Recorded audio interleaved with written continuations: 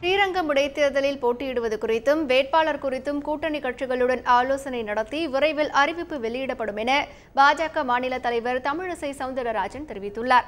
இது தொடர்பாக தமிழிசை சவுந்தரராஜனுடன் எமது செய்தியாளர் ராம்குமார் நடத்திய நேர்காணலை பார்க்கலாம். ஸ்ரீரங்கம் இடைத்தேர்தலில் போட்டியிடுவது குறித்து முடிவு செய்யப்பட்டு விட்டதா?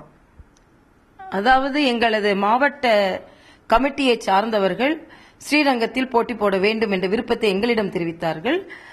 நாங்கள் எங்களது மாநில நிர்வாகிகளும் போட்டி போட வேண்டும் என்ற விருப்பத்தை தெரிவித்திருக்கிறார்கள். முதல் கட்ட பேச்சுவார்த்தை எங்களது அகில பாரத தலைவர் மரியாதைக்குரிய அமித்ஷா அவர்கள் நேற்றைய முன்தினம் சென்னை வந்திருக்கும்போது நாங்கள் விவாதித்திருக்கிறோம். இன்னும் 2 நாட்களுக்குள் நாங்கள் அத்தனை கூட்டணி கட்சி தலைவர்களையும் பார்த்து விவாதிக்க இருக்கிறோம். கூட்டணி கட்சி தலைவர்களையும் பார்த்துவிட்டு மாவட்ட கமிட்டியோடு அங்கு சென்று கருத்துக்களையும் கேட்டுவிட்டு எல்லாவற்றையும் ஒட்டுமொத்தமாக வைத்து போட்டியிடுவது பற்றியும் வேட்பாளர் அறிவிப்பு பற்றியும் நாங்கள் முடிவு செய்வோம்.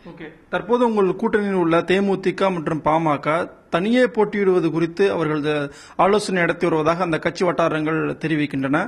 உங்களுக்கு அவர்கள் இந்த ஸ்ரீரங்கம் இடைத்தேர்தலிலும் ஆதரவு தருவார்கள் என்ற நம்பிக்கை இருக்கிறதா? இன்று வரை தேசிய ஜனநாயக கூட்டணி என்று தான் இருந்து கொண்டிருக்கிறது. அது மட்டுமல்ல, மரியாதைக்குரிய அமித்ஷா அவர்கள் சென்னை வந்திருக்கும் பொழுது ஏறக்குறைய அத்தனை கூட்டணி கட்சி தலைவர்களும் அவரை பார்த்து தனித்தனியாக பேசியிருக்கிறார்கள்.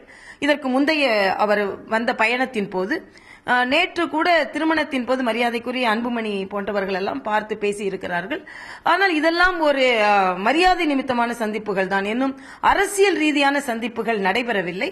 ஆனால் இந்த 2 நாட்களுக்குள் அரசியல் ரீதியான சந்திப்புகள் அதற்கான எப்படி எந்த அளவிற்கு எடுத்துச் செல்வது, யார் போட்டி போட போகிறார்கள், எந்த அளவிற்கு நமது ஆதரவு இருக்கும் என்பதையெல்லாம் முழுமையாக விவரமாக விவாதித்து நாங்கள் முடிவு செய்வோம்.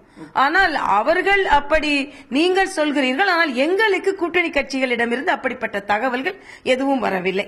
நாங்கள் அவர்களை சந்திப்பதற்கான ஏற்பாடுகளை செய்து கொண்டிருக்கிறோம். நீங்கள் எப்போது தேமுதிக மற்றும் பாமக தலைவர்களை சந்திக்க திட்டமிட்டிருக்கிறீர்கள்? இன்னும் 2 நாட்களுக்குள் அத்தனை பேரையுமே சந்தித்து விடுவோம்.